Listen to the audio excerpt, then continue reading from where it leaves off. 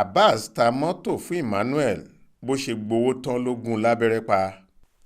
ọmọ ọdún mẹ́rìndínlógójì ni Abass Àdìó pe ara ẹ̀. ilé ìwòsàn kan nípínlẹ̀ Kwara ló sọ pé òun ti ń ṣiṣẹ́ gẹ́gẹ́ bí dókítà lábẹ́rẹ́.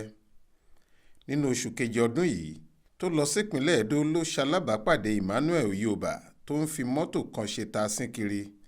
níbẹ̀ ni ọ̀rẹ́ wọn ti wọ̀ tó sì jẹ́ pé Emmanuel ló gbé Abass káàkiri fún gbogbo ọjọ́ tó lò níbẹ̀. nígbà tó fẹ́ kúrò ní Edo ó ṣèlérí láti máa pe dẹ́rẹ́bà yìí lóòrèkóòrè wọ́n sì jọ gba nọ́mbà ara wọn.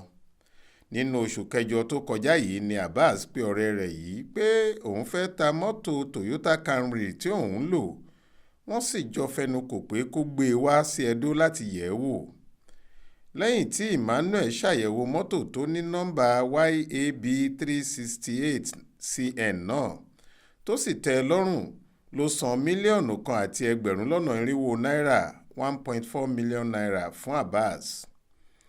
ṣùgbọ́n lẹ́yìn tó sanwó tán kò kúrò ní Edo ó sì ń fara pa ọ̀rẹ́ rẹ̀. nígbà tó di ọjọ́ kẹta oṣù kẹsàn-án ọdún yìí ló lo àǹfààní náà láti gún Emmanuel ní abẹ́rẹ́ ikú. ó wọ́ òkú rẹ̀ jù sínú igbó kan ó sì gbé mọ́tò Camry náà sá lọ. nígbà tí àṣírí tú àwọn ọlọ́pàá ìpínlẹ̀ Edo fi ẹ̀rọ ìgbàlódé wádìí ibi tí mọ́tò náà wà ó sì di mímọ̀ pé ó ti dé agbègbè ìpínlẹ̀ Ọ̀ṣun.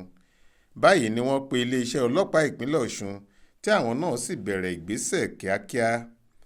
ojú ọ̀nà Ìjìgbò sí Ògbómọ̀ṣọ́ ní ọwọ́ ti tẹ Abass ó sì jẹ́wọ́ pé lóòótọ́ nìṣẹ̀lẹ̀ náà wáyé.